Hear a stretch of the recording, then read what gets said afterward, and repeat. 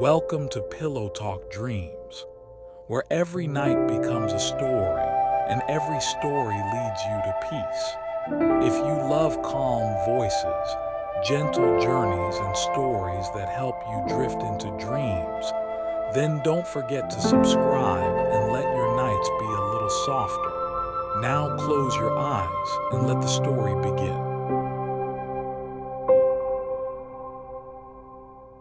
The secrets beneath Lake Lanier, the drowned town, the wind whispered across the still surface of the lake, carrying with it the faint scent of pine and something older, something buried. If you listen closely, the lake seems to breathe, as though it remembers. In northern Georgia, where the hills roll like the backs of sleeping giants, Lake Lanier stretches for miles. By day it glitters with light. Families swim, boats drift lazily, children laugh. But by night, the water changes. Locals say you can hear echoes rising from below. Church bells that no longer exist, train whistles that once crossed dry land, and voices calling from a place that was never meant to drown. Most visitors never notice. They come to escape the heat, to fish, to float, to forget. But there are those who can't forget. The old residents of the valley, the ones who lost their homes when the water came. The arrival, it was a humid afternoon when Emma Ward arrived at Lake Lanier for the first time. She had driven from Atlanta, following the highway until it curved into pine forests and the air grew heavy with silence. Emma was 34, a photographer who specialized in forgotten places, abandoned schools, ruined barns, silent towns. When she parked her car near the water's edge, she saw the lake shimmer in front of her like a sheet of glass. It was beautiful but strangely heavy, as if beauty here came with a cost. She stepped out, camera in hand. The air was thick, and the hum of cicadas seemed endless. In the distance, she could see a small marina, its wooden planks weathered and darkened by years of moisture. A hand-painted sign read, Lanier Rentals and Guides S. 1956. Inside, an old man looked up from a fishing net. His hair was the color of driftwood, and his eyes carried the calm patience of someone who had spent a lifetime near water. "You're not from around here," he said softly. Emma smiled. "No, sir, I'm just taking some photos. I heard the lake has a story." The man's fingers paused. He glanced out the window toward the open water. Plenty of stories. Depends on which ones you're brave enough to hear. His name was Henry Cole, and he had lived by the lake since before it was filled. When Emma asked about the past, he didn't answer right away. Instead, he motioned toward the dock. "You want to understand Lake Lanier? Start by looking at what it took to make it." The Lost Valley, they stood together at the edge of the pier as the sun began to sink behind the hills. The water reflected the sky in deep hues of gold and blue. "Before there was a lake," Henry began, "there was a valley, a whole town down there. Osborne." Emma tilted her head. "There's a town under the lake," Henry nodded. "A church, a graveyard, a mill, even a schoolhouse. When the government built the dam in 1956, they flooded the land. Most folks moved, some refused. They said the government paid them, but not near enough. They said they'd rather die on their own land than leave it." He paused.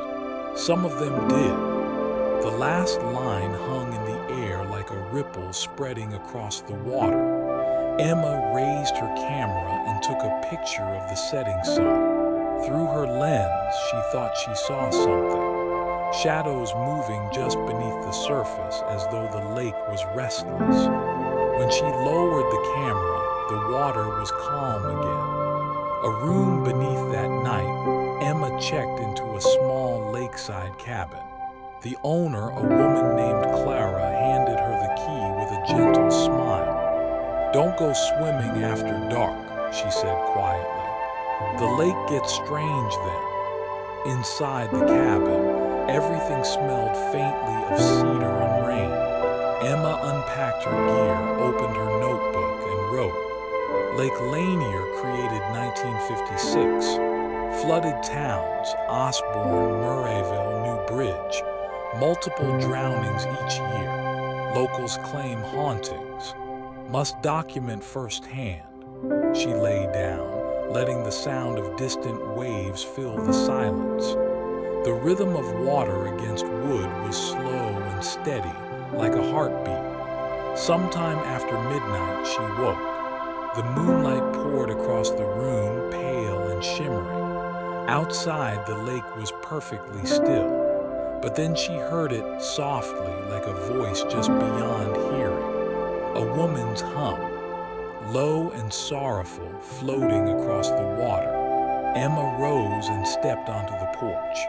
The sound grew clearer, an old tune, wordless but full of longing. She lifted her phone to record it, but as soon as she pressed record, the humming stopped. Silence swallowed the lake. Then came the splash.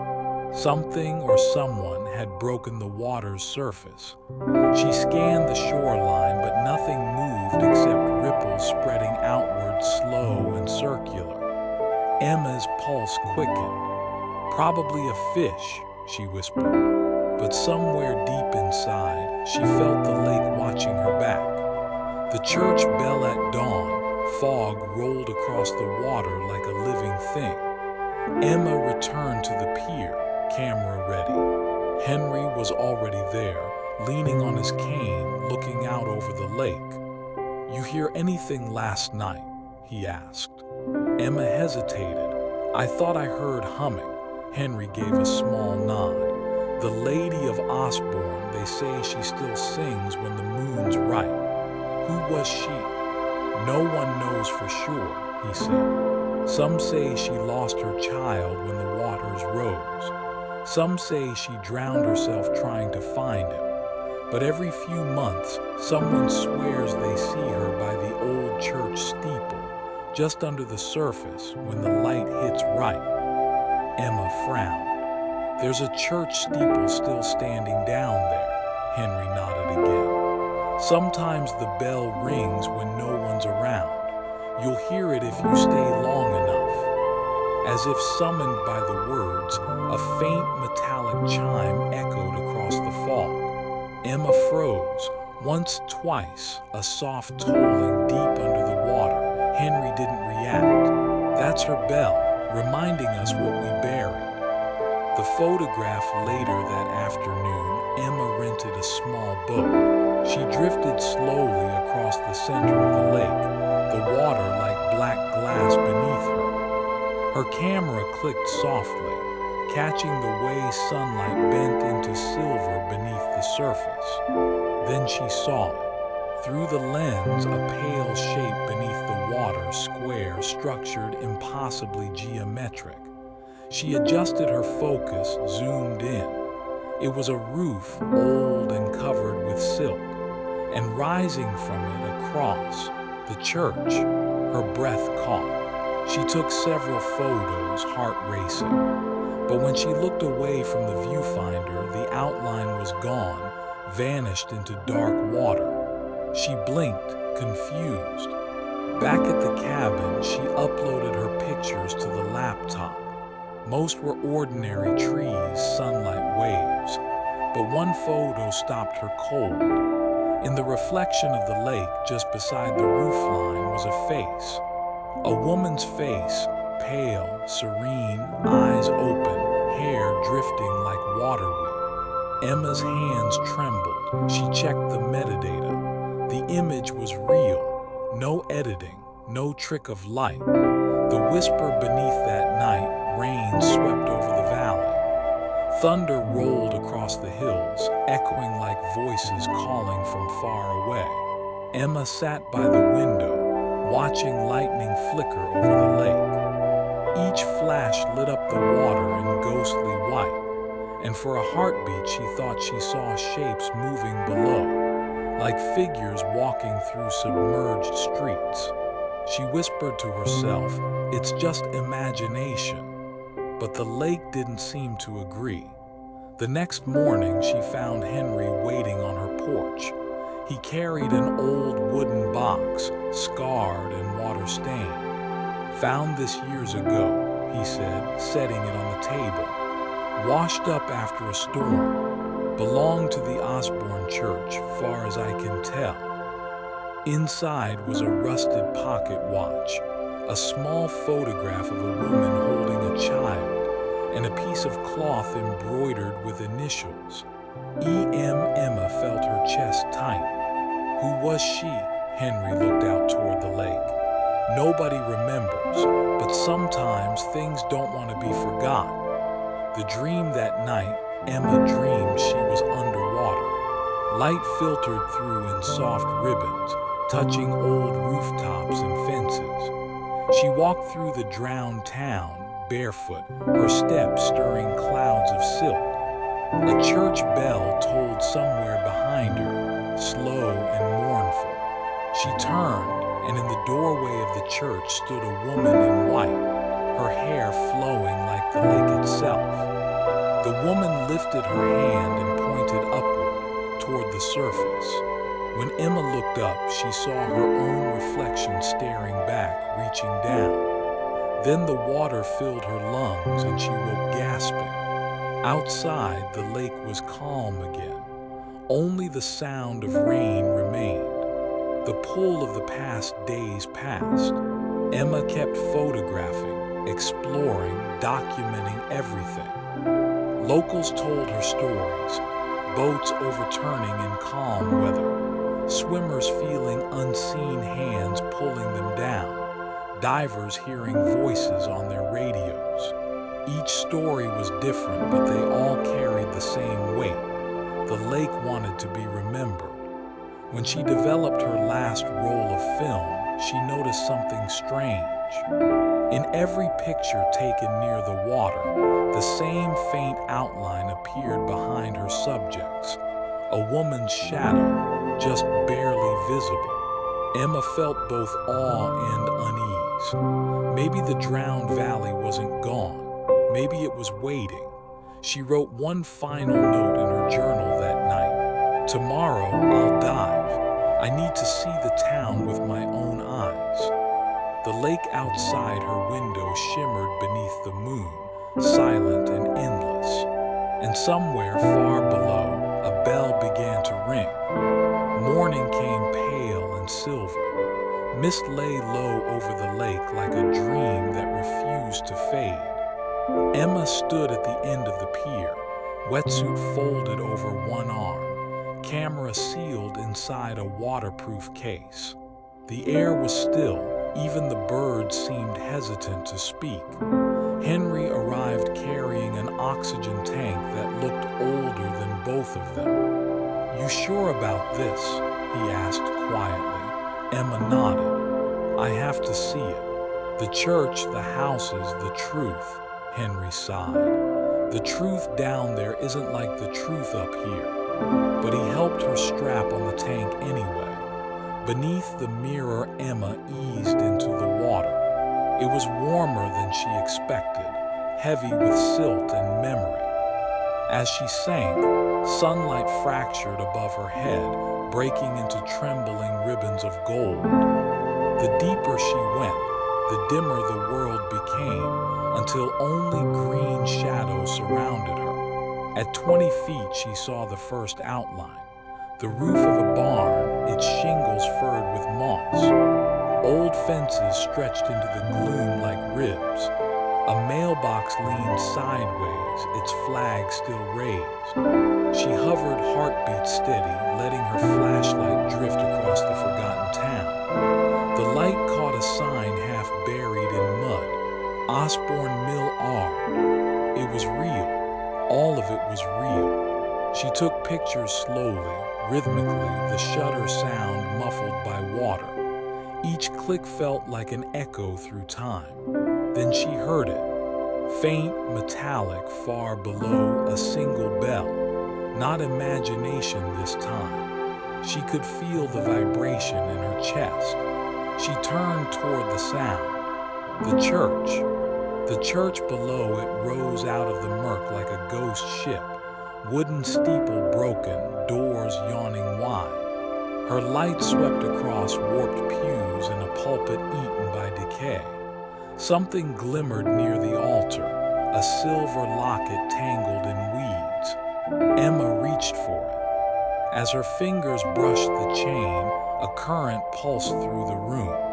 Dust and mud lifted from the floor, swirling around her in lazy spirals. For a heartbeat, she thought she saw faces in that storm, men, women, children watching her with patient, liquid eyes. Then the water went still again. She opened the locket. Inside was a photograph, the same woman she had seen in her earlier picture, EM and her child. The ink had bled, but the smile remained. Emma whispered through her regulator, "I'll remember you." Rising shadows as she turned to leave, her light dimmed. Something had passed in front of it, not fish, not debris, something larger. A figure drifted near the doorway, pale and slow. It moved like a person walking underwater, one arm outstretched. Emma froze. The figure raised its head. A woman's face, soft and sorrowful, hair floating like white silk. The humming began again, the same lullaby she had heard from the porch. It wrapped around her like a tide, calm and terrible. For a moment she forgot to breathe. Then the woman pointed upward toward the surface, and the song grew sharper, almost pleading. Emma kicked her fins and rose, bubbles racing beside her. The light above widened until it swallowed everything. The surface she broke through the water, gasping. Henry was shouting from the dock, pulling her toward the ladder. "You stayed under too long," he barked, but his voice trembled with relief. Emma coughed, removed her mask, and stared back at the calm lake. Nothing stirred. The fog was lifting. "What did you see?" he asked. "A town," she whispered. "And her." Henry's expression darkened. "Then she's chosen you." The old journal that evening, Henry placed an old leather journal on her table. "Belonged to Reverend Miles Osborne," he said. "The last preacher before the flood. Might explain some things." Emma turned the brittle pages carefully. Entries spoke of rising waters, government men, and a congregation that refused to leave. The final entry was short. "June 15, 1956, the dam gates will close tomorrow. We prayed for deliverance. She sings by the river again, a leaner me and her boy. I told her the Lord would guide them home. I only hope he heard me." At the bottom of the page, a smear of ink formed the shape of a bell. The voice in the static later that night, thunder rolled over the lake. Emma sat beside her recorder, reviewing the underwater audio. For the first minute there was only the soft rush of bubbles. Then faintly, a woman's voice, "Remember us." The room grew cold. Rain lashed the windows. She replayed it 3 times. The words remained the same. She wrote in her notebook, "They're not angry. They're asking not to be forgotten." The second bell at dawn, a thin mist hovered above the water again. Henry stood outside, staring toward the center of the lake. "The bell's ringing twice today," he murmured. "Once for the living, once for the lost." Emma followed his gaze. Far out where she had dived, ripples spread in perfect circles. The surface gleamed like glass, and beneath it, for a single second, she saw rooftops again, clear, sunlit, whole. Then everything dissolved back into blue. She whispered, "I'll tell your story." The lake answered with silence that felt almost like peace. The sun rose pale behind the trees, gilding the fog in silver threads. Emma stood on the porch with a cup of coffee, staring at the quiet water. It looked ordinary again. No bells, no faces, no whispers. Yet every small ripple felt deliberate, as if the lake breathed beneath its calm skin. Henry joined her, rubbing sleep from his eyes. "You didn't dream again?" Emma shook her head. "No dreams, just that feeling that someone's still down there waiting," he sighed. "That's how it begins. Everyone who listens long enough hears them." The letters in the morning light. Emma examined the old journal once more. Several pages near the back were glued together by moisture. She teased them apart carefully, and thin envelopes slipped free. Letters addressed to Alina Me Miller. "Dear Alina, they're coming to take the land next week. I'll keep the bell from the church safe until the waters settle. You were right. Some places remember more than people do." Reverend Miles Osborne, the date was June 10, 1956, 5 days before the valley drowned. Emma traced the handwriting with her finger. The letters trembled slightly, as though even the ink had been afraid. The archivist that afternoon she drove to the small county library, an aging brick building half hidden behind oaks. Inside, a woman with gray braids looked up from the counter. "You must be the photographer," she said. Henry called ahead, "I'm Martha." In the archives room, the air smelled of paper and time. Martha laid out folders of maps, newspaper clippings, and photographs from before the flooding. One black and white image stopped Emma cold. A young woman standing by a riverbank, holding a child. Her eyes were distant, filled with something between hope and sorrow. Underneath the image, typed neatly, "Alina Me Miller, Osborne, 1955. "She was real," Emma whispered. "Oh yes," Martha said softly. "Lived near the church. When the dam closed, she refused to leave. Said her boy was sick and the Lord would heal him if they stayed."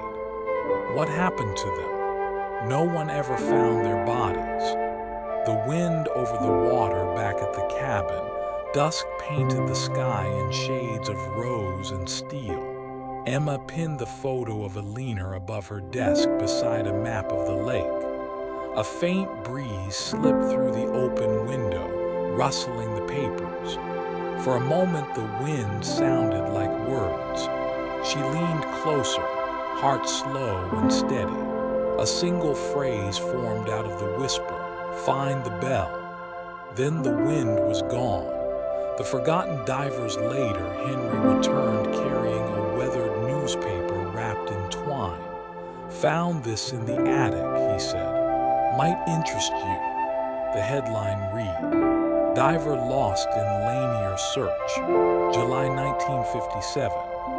The article told of a rescue diver named Thomas Kane who vanished while investigating reports of a submerged church bell. His partner claimed he saw lights flickering beneath the water before Thomas disappeared. At the bottom, someone had underlined one sentence in red pencil. "Last heard saying, I see her." Emma looked up. "He saw Alina," Henry nodded slowly. "Or she saw him." Night reflections, the lake was utterly still that night. Moonlight lay across it like spilled mercury.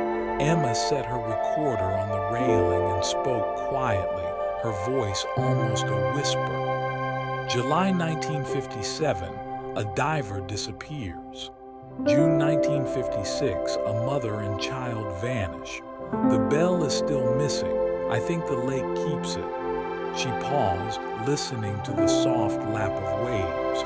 A frog croaked once. Then came another sound, gentle, rhythmic, like footsteps moving through shallow water. She leaned over the railing. The reflection of the moon trembled. Beneath it, faint and wavering, she saw another face beside her own, Alina's. Emma didn't scream. She only whispered, "I'll find it." The reflection smiled, sad and approving, before dissolving into ripples. Henry's story. The next morning, Henry confessed something he'd never told another soul. "My wife drowned here in '82, he said quietly. "Storm caught our boat. When I dove after her, I heard the bell too. Thought I was losing my mind. But I swear she looked peaceful, like Alina does in your photos." Emma placed a hand on his arm. "Maybe they're not trapped. Maybe they're keeping the lake calm." He gave a faint smile. "Then find that bell and let them rest." The dive plan, they spent the afternoon marking coordinates on a faded hydrographic map. According to old records, the church had a second structure beside it, a small stone shed where the bell once hung before the flood. "That's where it'll be," Emma said. Henry nodded. "But the current down there's bad. You'll need a guide rope. I'll be careful." He looked at her long and hard. "The lake doesn't like to give things back." The dream again that night. Emma dreamed she was walking through shallow water. The sky above was full of stars reflected in the surface below, so it felt like she stood between two infinities. Alina waded ahead, holding the small boy's hand. "Find the bell," Alina whispered. "Why? So they remember." The boy raised his hand toward Emma. In his palm lay the silver locket she'd found.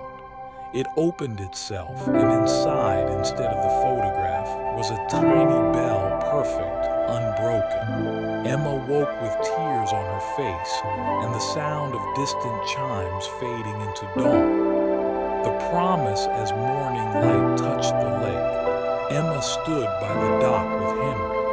"I'm diving again tonight," she said. He studied her for a long moment, then nodded. "If anyone can bring it back, it's you," she smiled faintly. "Not bring it back, just listen to it one last time." The lake lay before them, wide and endless, quiet as breath. Far out near the center, something shimmered, like the brief flash of a mirror beneath the waves. Emma lifted her camera and took a single photo.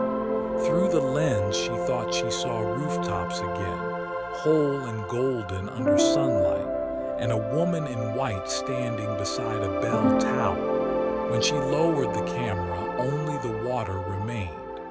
The day began soft and gray. Mist hovered close to the water, thin as breath. Emma sat on the porch tying her hair back, movement slow, deliberate. Her mind felt strangely calm, like the lake before a storm. Henry brought the boat around, its small motor coughing into life.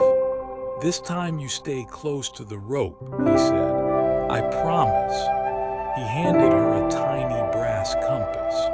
"It's from my wife's old gear. It's never lied yet." The needle quivered once, then stilled, pointing straight toward the center of the lake. The descent again, they drifted until the water turned dark beneath them. Emma checked her regulator, tightened the straps, and slipped over the edge. The first shock of cold made her gasp, but soon her heartbeat matched the slow rhythm of her bubbles. Below, light dwindled to a dim emerald haze.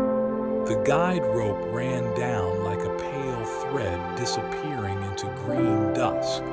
She followed it carefully, one gloved hand after another. Old timbers emerged, roof lines, fences, the faint geometry of the drowned town. It looked exactly as before, only quieter, as if everything waited. Then through the murk, a glint of metal half buried in silt. The bell.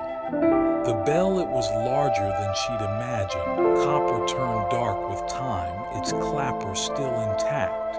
She brushed away mud. Faint letters appeared along the rim. Osborne Church, 1954. Let all who hear remember. A shiver passed through her. She reached for her camera and took a slow photo. The flash rolled outward, painting the water gold for a heartbeat. Something stirred in that light, movement like cloth drifting.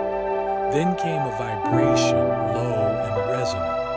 The bell was ringing, not loudly but softly, as if struck by the weight of memory itself. Each tone pulsed through the water and through her chest.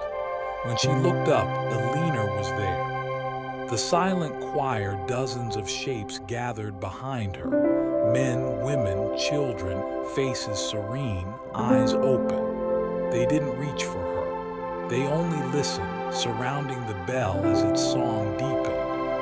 Lanier stepped closer, the folds of her white dress floating around her like smoke. Her lips moved. Emma could almost make out the words. "Thank you."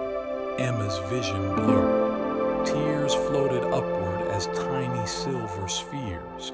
She reached toward the bell one last time. The sound grew softer, slower, until it faded completely. The crowd dissolved with it, folding back into the water. Only Lanier remained. She placed a hand over her heart, then pointed toward the surface. The return Emma rose slowly, following the guide rope, lungs aching. Light widened above, bright and pure. She broke through into the open air and pulled off her mask. The lake was glassy, undisturbed. Henry hauled her aboard. "You found it." "Yes," she whispered. "It rang." He looked toward the horizon. "I heard it too."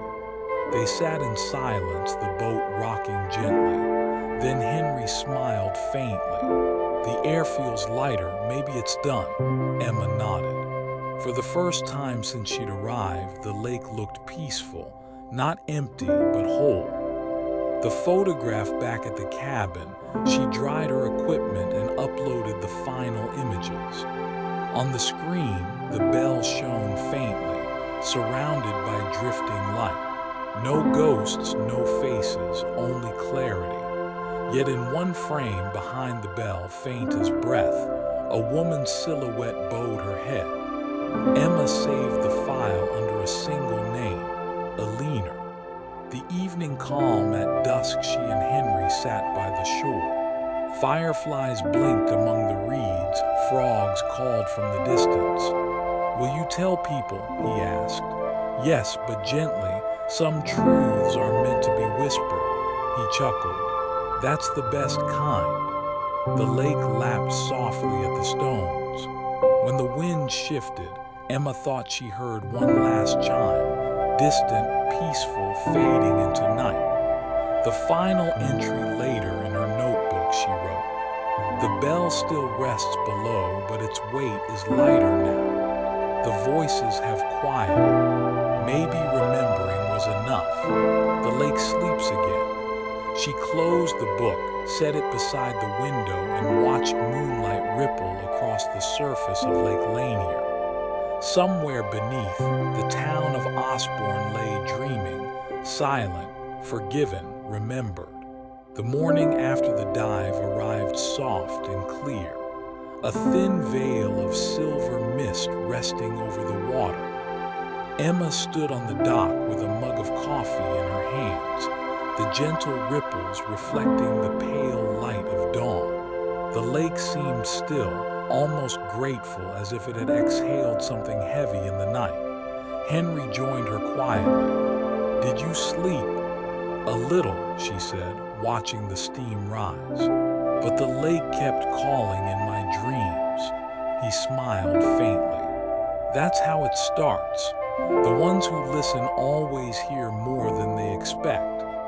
The newspaper after breakfast, Emma opened her laptop and began searching the old archives again. The data signal was weak, but enough to pull fragments from the past. She typed, Osborne Church 1954 flood victims.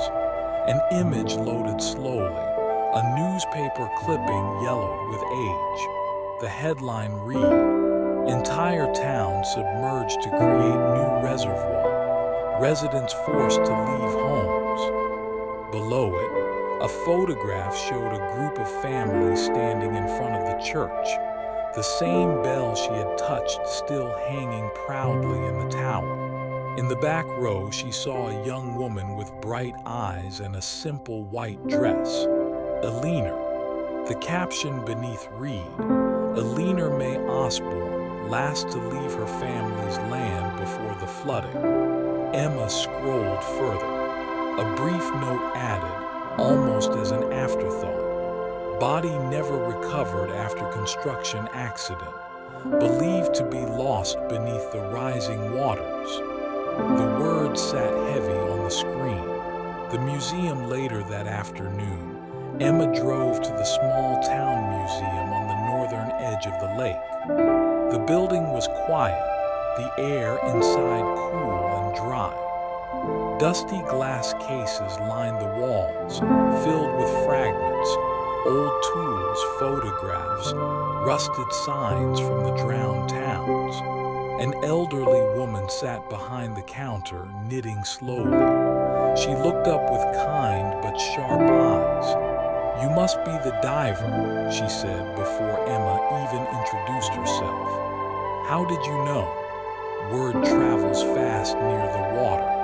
You stirred up the quiet, Emma smiled politely. I was hoping to learn more about a woman named Eleanor May Osborne. The woman's knitting stopped. Ah, Eleanor, she nodded slowly. She was one of the good ones. Stayed behind to help others pack.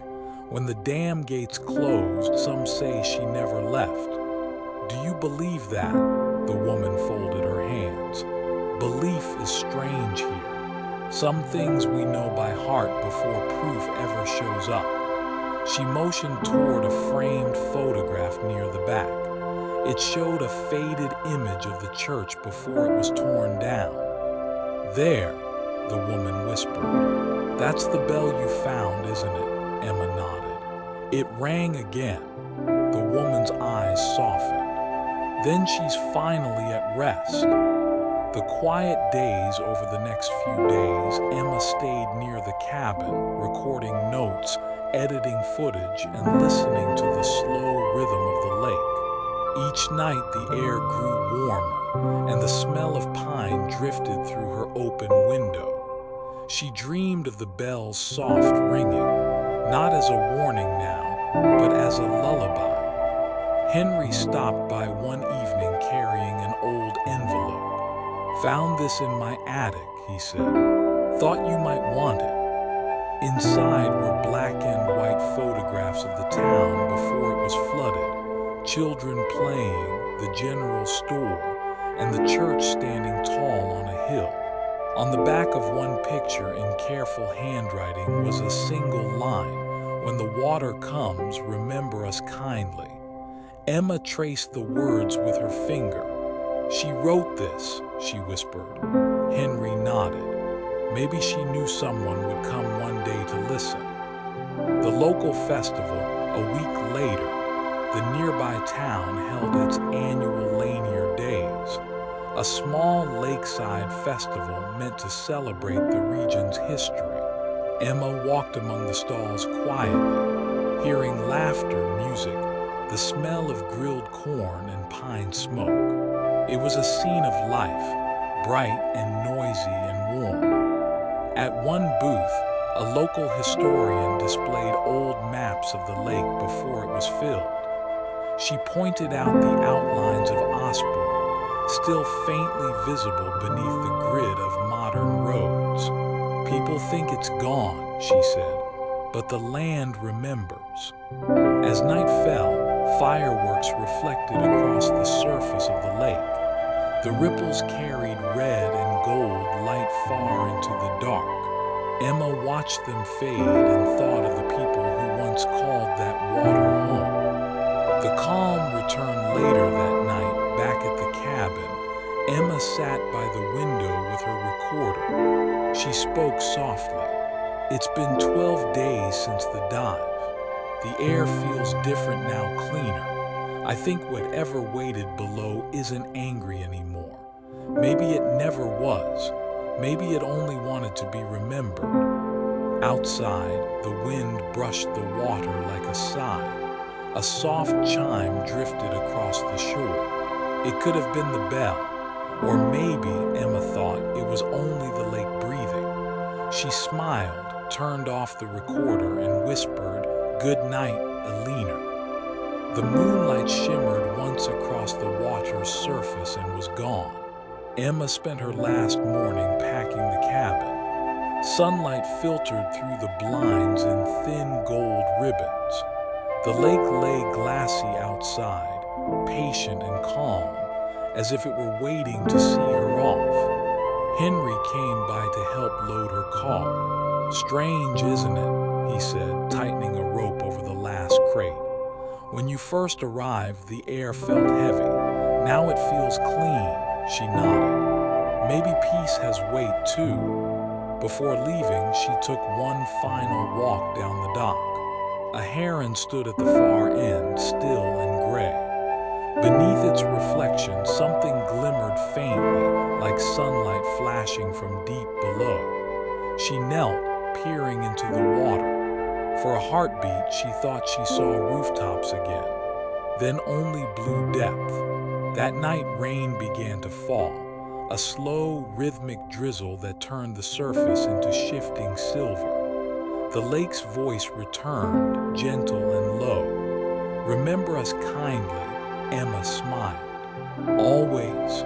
When she looked up, the heron was gone, but its reflection lingered. 2 nights later, as she drove toward Atlanta, the sky turned a violent shade of green-gray. Wind rolled across the highway. Her phone buzzed. "Severe weather warning, Lake Lanier region." Something made her turn around. By the time she reached Henry's dock again, lightning flared far over the lake. The water heaved under the storm, furious and alive. Henry was already there, lantern in hand. "It came out of nowhere," he shouted, "like the lake's losing its breath again." Together they secured the boats, rain slicing through the air. Then, from far out in the center, they both saw it, a pillar of light, deep beneath the surface, steady and white. "The bell," Emma whispered. The storm broke with a deafening crack. She knew what she had to do. The wind screamed through the trees as Emma pulled on her gear. Henry protested, but she shook her head. "If it's calling, it needs to be answered." She dived into the roaring water. The cold bit her skin, but she pushed downward through the current. The light below grew brighter, pulsing like a heartbeat. When she reached the bell, she saw that it had risen slightly from the silt. Water swirled around it, glowing with ghostly luminescence. Alina stood beside it once more, her eyes calm, her dress flowing like mist. "It's time," the voice said, not in words but inside Emma's mind. The bell began to toll again, 3 slow notes that rolled through the water, deep and pure. The storm above quieted with each sound until only rain remained. Alina smiled. Then she faded, dissolving into threads of light that sank into the bell and then vanished. The glow dimmed and silence returned. Emma rose toward the surface, heart pounding but unafraid. When Emma woke in the cabin the next morning, sunlight poured through clear skies. The lake was mirror still, not a leaf moved. Henry brought breakfast. "The storm stopped the moment you came up. Felt like the whole lake sighed." She smiled faintly. "It's done." They walked the shoreline together. The air smelled of pine and fresh earth. A single brass fragment lay in the sand, the clapper from the bell. Emma picked it up, feeling its weight. A reminder, she said. Later, she uploaded her final footage. In the deep frames, a single moment showed the bell glowing before the light vanished. The rest was peace, fish drifting through beams of sun. That night, she recorded her last entry. Lake Lanier sleeps now. Whatever haunted its depths was never anger, only memory. And memory, when heard, can rest. Months passed. Emma's film The Secrets Beneath Lake Lanier premiered quietly online. Viewers called it haunting, beautiful, sad. Some said they could almost hear a bell ringing softly in the background. She returned to the lake once more, not to dive, but to sit by the water and listen. The air was warm, filled with cicadas. The lake reflected the evening sky like liquid glass. Henry joined her. "Funny thing," he said, "since that night no one's drowned here, not one." Emma smiled. "Then she's finally free." As twilight deepened, faint ripples spread across the surface. They shaped themselves for a brief moment into a ring perfect like the echo of a bell. Emma closed her eyes. The wind brushed her hair and the world fell quiet. The lake remembers, but now it dreams. The moon rose silver and calm. The water shimmered once, then stilled forever. End of story. The Secrets Beneath Lake Lanier.